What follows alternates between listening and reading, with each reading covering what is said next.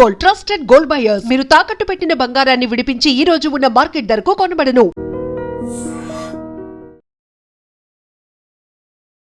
Breaking news కి సంబంధించినటువంటి వార్త చూస్తున్నాం.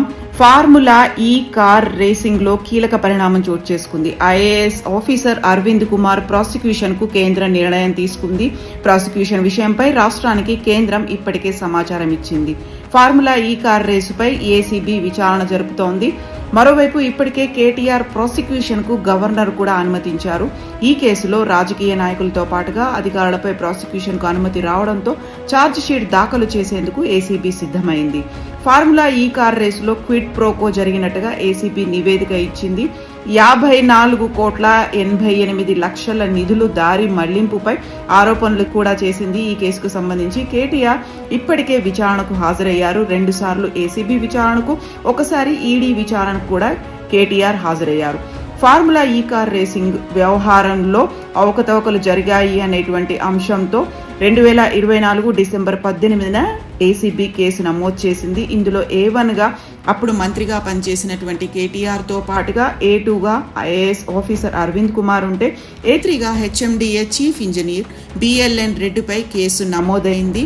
ఇక గత ఏడాది నవంబర్లోనే గవర్నర్ అనుమతి ఇచ్చారు. కేటీఆర్ విచారణకు గవర్నర్ అనుమతి అప్పుడు లభించింది. ఇప్పుడు కేంద్రం అరవింద్ కుమార్ని విచారించడానికి అనుమతి ఇచ్చింది. ఈ కేసులో ఫార్ములా ఈ కార్ రేస్ సంబంధించి నిధుల దుర్వినియోగంపై విచారణ కొనసాగించేందుకు గతంలో గవర్నర్ గ్రీన్ సిగ్నల్ ఇస్తే ఇప్పుడు ఐఏఎస్ ఆఫీసర్ మీద కేంద్రం కూడా గ్రీన్ సిగ్నల్ ఇచ్చింది.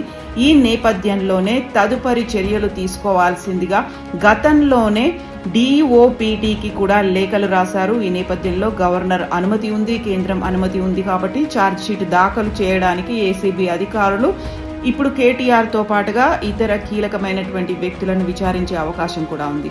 ఈ కేసుపై గవర్నర్ అనుమతితో పాటుగా కేంద్రం అనుమతి రాజకీయ వర్గాల్లో, పరిపాలనా వర్గాల్లో కూడా తీవ్రమైనటువంటి చర్చనీయాంశంగా మారింది. ఏసీబీ త్వరలో దాఖలు చేయబోయేటువంటి ఛార్జ్ షీట్ తో ఈ కేసు విచారణ కీలకమైనటువంటి మలుపు తిరిగే అవకాశం ఉంది. తెలంగాణలో ఫార్ములా ఈ కార్ రేస్ కేసులో బీఆర్ఎస్ వర్కింగ్ ప్రెసిడెంట్ కేటీఆర్ కు ఇది బిగ్ షాక్ తగిలినట్టుగా ఇప్పుడు అంచనాలు వేస్తున్నారు. గత ఏడాది నవంబర్లోనే కేటీఆర్ పై విచారణకు గవర్నర్ జిష్ణుదేవ్ వర్మ అనుమతి ఇచ్చారు.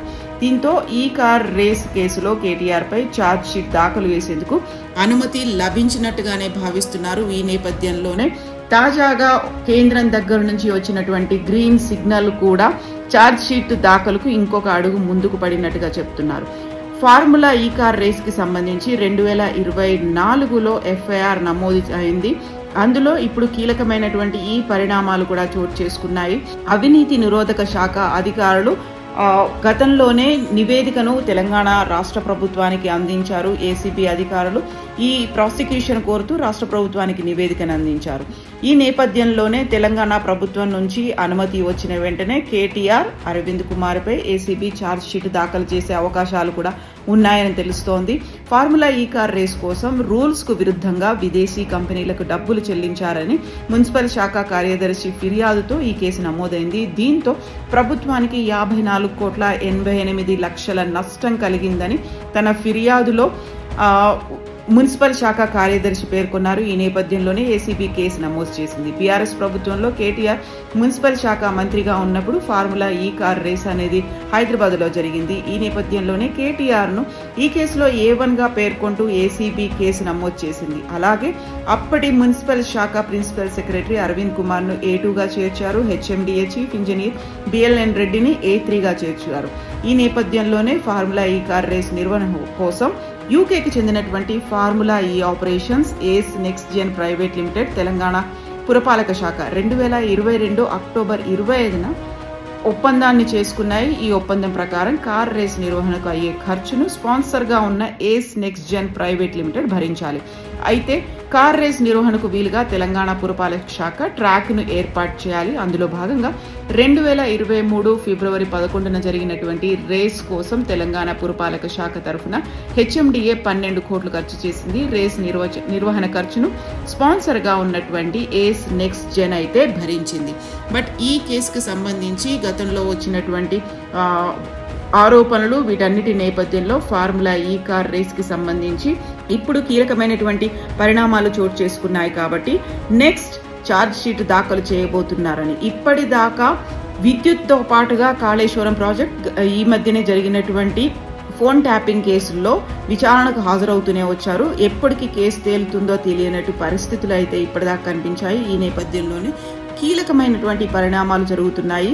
బట్ ఇప్పుడు గతంలో చేసినటువంటి ఈ ఆరోపణలతో పాటుగా ప్రాసిక్యూషన్ పై రాష్ట్రానికి కేంద్రం సమాచారం ఇచ్చింది, గ్రీన్ సిగ్నల్ ఇచ్చినటువంటి నేపథ్యంలో నెక్స్ట్ ఏం జరగబోతోంది, ఎంత తొందరగా తెలంగాణ రాష్ట్ర ప్రభుత్వం ఒక నిర్ణయం తీసుకోబోతోంది అనేది కీలకంగా మారింది.